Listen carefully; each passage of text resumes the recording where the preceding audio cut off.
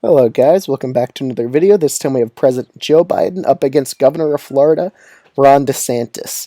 So, as of right now, I think DeSantis is shooting himself in the foot. He signed an abortion ban in Florida of 6 weeks, and that's just going to hurt him with swing voters across the nation.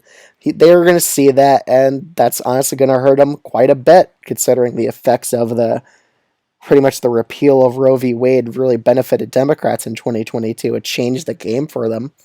And we're going to start with the first few safe states. So Colorado, a very progressive state at this point. It's just going to be solidly blue.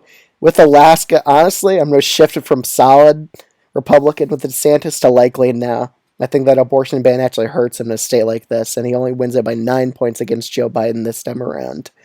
In Minnesota, I think Biden wins here by about 7 against DeSantis. I still think that it's a very socially liberal state, and DeSantis is super socially conservative, and it's just going to hurt him.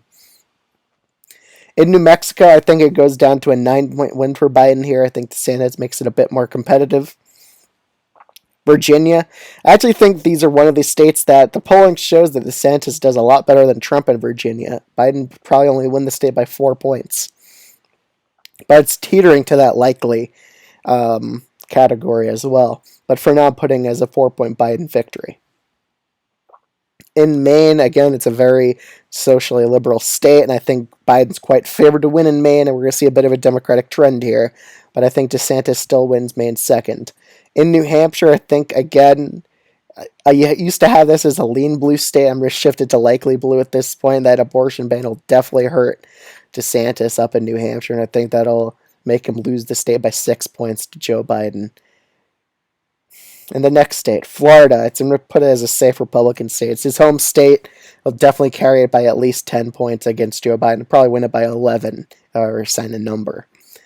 In Texas, I think he wins Texas by a clean 5-point margin, just over the likely threshold. We're going to see a slight Democratic trend here, but still he'll hold that state of Texas against Biden. In Iowa and Ohio, I'm going to put it as both likely states. I think he performs just about the same as Trump does in both these states. In Nebraska's first district, I put it as solidly Republican. I think he'll outperform Trump there. In Nebraska's second, I'm going to put it as a likely district. I think Biden wins it by a clean 5%. Okay. In the next few states, we're going to start off with North Carolina and Georgia. I think he wins North Carolina by about 1.5%, nearing a 2-point margin. Again, the polling agrees with me that DeSantis definitely outperforms Trump in the state of North Carolina, and mostly he outperforms him in Georgia, Arizona, and Nevada as well. But for Georgia, again, I think he'll narrowly flip it by 0.3%. I think it's going to be one of the closest states here because he has to fight those Democratic trends in the Atlanta suburbs, and him not acting so moderate as governor will definitely hurt him in a state like Georgia. But as of right now, I do think him being younger than Biden will be a legitimate issue in the campaign, and that's kind of the reasons I'm giving him Georgia. Plus, he has better Sunbelt appeal and Southern appeal than Trump does anyway. So that's the benefits to DeSantis' candidacy for that state. In Nevada and Arizona, as of right now, I'm going to give Nevada as a tilt blue state to Joe Biden. Before it was his tilt DeSantis, but I think him acting so conservative on the abortion issue will definitely hurt him. In Arizona, I also have this as a tilt blue state. I think Biden narrowly carries Arizona against DeSantis. It could even go to lean, honestly, due to how not moderate he's acting in Florida.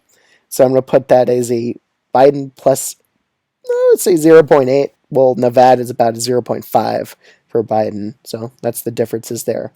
Now, in the Rust Belt, I just don't think DeSantis has a real good shot here. I think Biden would win Michigan by 4. Biden will probably win Pennsylvania by 1.5, and Wisconsin will put as a tilt state. I think he could get it under 1%, probably outperform Trump here just due to him being a fresh face for the Republicans. But honestly, if you really look on the issues, I'm going to put it as lean blue.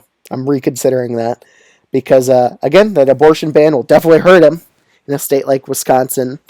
And I don't think he is acting populist enough to really make the state that competitive. I think if I were to assign scores to each of the state, Michigan, Biden, 4-point margin, Pennsylvania, 1.8, Wisconsin, 1.3. So those are the victory margins in all three of the Rust Belt states. So overall, it's a Biden at 287 to DeSantis' 251. The one change is Nevada flips from last month. Biden will carry it this time. And Alaska, well, Nevada shifts, and Alaska has become likely red. So I'll see you guys in the next video. Bye.